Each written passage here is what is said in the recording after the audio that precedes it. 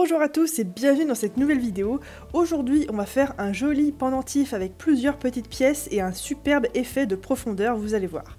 Pour commencer, je vais prendre deux couleurs de pâte avec des micas à l'intérieur et comme vous le voyez, je vais les déchirer et en faire une espèce de marbré.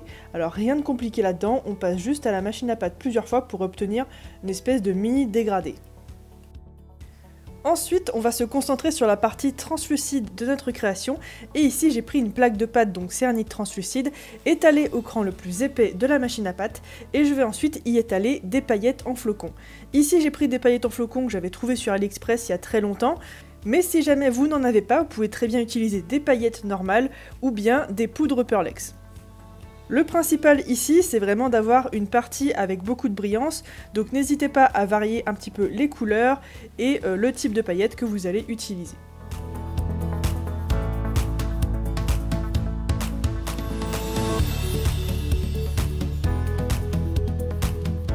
Ensuite, on va pouvoir s'occuper de la partie mélange de toutes ces couleurs ensemble pour que ça nous donne au final un effet de profondeur sur la création une fois cuite.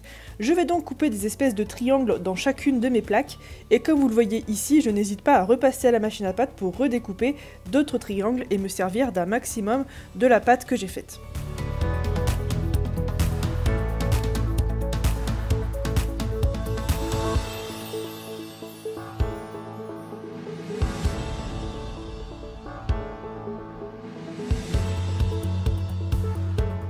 Je découpe ma plaque translucide avec les paillettes pareillement et je vais ensuite faire des assemblages de tout ça.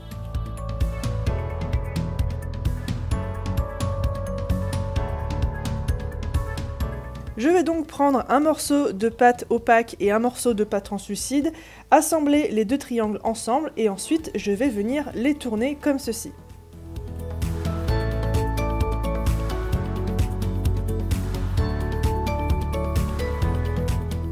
Nul besoin que ce soit parfait, je vous conseille juste d'interchanger un petit peu le sens de rotation de vos petits triangles l'un sur l'autre, tout simplement pour avoir une fois la pâte translucide à l'extérieur et une fois les paillettes à l'extérieur. Vous faites ensuite comme vous le sentez. Je vais ensuite les enrouler encore sur eux-mêmes pour créer des petits escargots et ces mêmes escargots, je vais les déposer sur une autre plaque de pâte et cette plaque de pâte pourra très bien être les restes que vous avez déjà dans votre boîte de pâte scrap.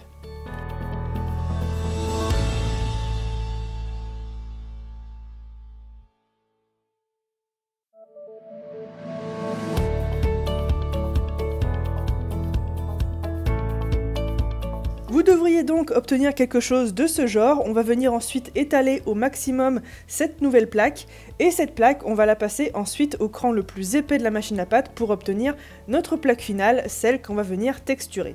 Comme vous le voyez, il y a beaucoup encore de blanc, donc beaucoup de pâte translucide, mais vous allez voir qu'après cuisson, tout ça va disparaître et laisser place à un superbe effet de profondeur. En ce qui concerne la plaque de texture, c'est une plaque motif tacheté qu'il y a sur la boutique, sur ma boutique Etsy. C'est encore une fois moi-même qui crée mes plats de texture, tout est fait en France, imaginé par moi-même, donc voilà, je vous conseille d'aller y faire un petit tour si jamais vous voulez des produits français et qui fonctionnent très bien avec la pâte polymère. Ensuite, on vient évidemment scalper nos petites taches et on va voir que ça va nous créer des petites cellules qui vont être vraiment super sympas après cuisson puisque évidemment la pâte translucide va se dissiper, va un petit peu devenir totalement transparente et va nous laisser la place à un superbe effet de profondeur. Bien évidemment, je vais venir en porte-piécer tout ça, ici j'ai choisi une forme carrée. Cela dit, avec le montage que j'ai choisi, on aurait très bien pu prendre plein de petites formes différentes et les monter avec le montage que je vais vous montrer juste après, ça aurait aussi très bien rendu. Je découpe aussi, pourquoi pas, quelques petites boucles d'oreilles et je vais ensuite passer tout ça au four pour la première et la dernière cuisson. Comme vous le voyez, avant cuisson, il y a encore beaucoup de blanc et ça va venir ensuite disparaître. On voit aussi assez peu les paillettes, mais vous allez voir qu'après cuisson, elles vont vraiment se révéler. Et voici donc ce que ça nous donne après cuisson. Comme vous le voyez, il y a très peu de pâte translucide qu'on voit encore. Et en fait, ça ne se voit pas très bien à la caméra, mais il y a un superbe effet de profondeur à chacune des cellules. On a vraiment l'impression qu'il y a un trou en fait dans la pâte polymère. C'est super impressionnant. Ça va se voir encore mieux ensuite avec la résine.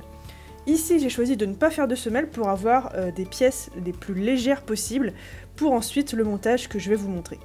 La résine UV, c'est ici un petit peu indispensable puisque je trouve que ça donne un superbe effet à cette technique puisqu'on va voir encore mieux les profondeurs avec l'effet loupe de la résine. Donc voilà, je vous la conseille vraiment.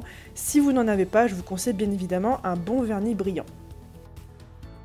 Encore une fois, l'effet n'est vraiment pas ouf à la caméra, ça se voit tellement mieux en vrai. Je sais pas si vous le voyez, mais dans chaque cellule, on a vraiment l'impression qu'il y a d'autres choses à l'intérieur. Enfin bref, c'est assez compliqué à expliquer comme ça. Mais comme vous voyez, du coup, on voit beaucoup mieux les paillettes. On voit que ça brille à l'intérieur avec en plus la pâte métallique qui rend super bien. J'avais fait un autre test où en fait, j'avais juste utilisé la technique de l'escargot avec juste de la pâte cernite métallique et de la pâte translucide, et voici ce que ça donne. Ça peut aussi très bien rendre et vous donner pourquoi pas des idées.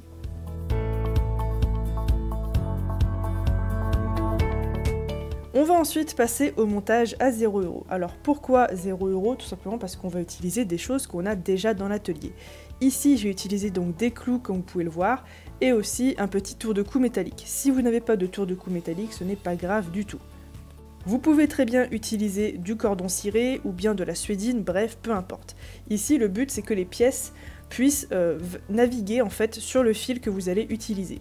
Et pour ça, on va utiliser des gros passants. Si vous avez déjà des anneaux de jonction, vous pouvez très bien percer vos pièces sur le haut et mettre tout simplement des anneaux de jonction. Ici, j'ai décidé de faire moi-même mes anneaux de jonction en utilisant ces clous et ainsi qu'une paire de pinces. Une pince coupante et une pince ronde pour faire les arrondis. C'est vraiment pas compliqué, il suffit de s'y mettre un petit peu, de faire l'arrondi un petit peu comme un trombone, et ensuite de mettre tout ça sur toutes vos pièces.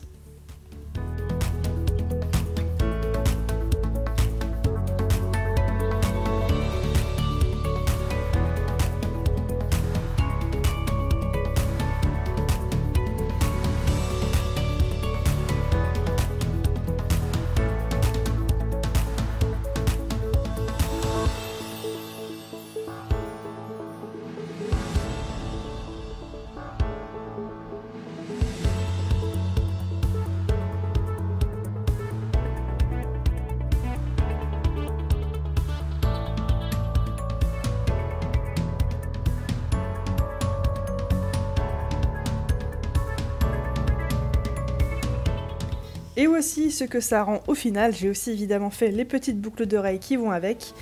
Les pièces naviguent comme je voulais, et je vous conseille d'ailleurs de faire des pièces plus petites que les miennes, qui puissent un petit peu plus s'entrechoquer, je trouverais ça un petit peu plus sympa. Cela dit, je suis quand même assez contente du résultat, surtout de l'effet un petit peu de profondeur. Sur ce, je vous invite à aller évidemment sur la boutique pour me soutenir et à faire partie des bulles, tous les liens sont en barre d'infos, et puis moi je vous retrouve la semaine prochaine pour un autre tuto. Ciao!